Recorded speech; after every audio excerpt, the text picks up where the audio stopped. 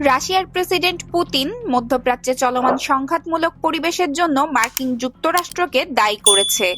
5 December ভিটিবি bank আয়োজিত এক বিনিয়োগ সম্মেলনে বক্তৃতা দেওয়ার সময় পুতিন বলেন, মস্কোর নতুন লজিস্টিক চিন্তা সংকট থেকে বের হতে একটি অনিবার্য প্রক্রিয়া, যা অর্থনীতি, বাণিজ্য এবং ভূ-রাজনৈতিক ঝুঁকি মোকাবেলা করতে সহায়তা করবে। ইউক্রেনে সেনা অভিযান শুরুর পর ইউরোপের নিষেধাজ্ঞার কারণে রাশিয়া এখন এশিয়া ও আফ্রিকার সঙ্গে তেল বাণিজ্য করছে, তবে সস্তা দামে তেল বিক্রি করতে হচ্ছে।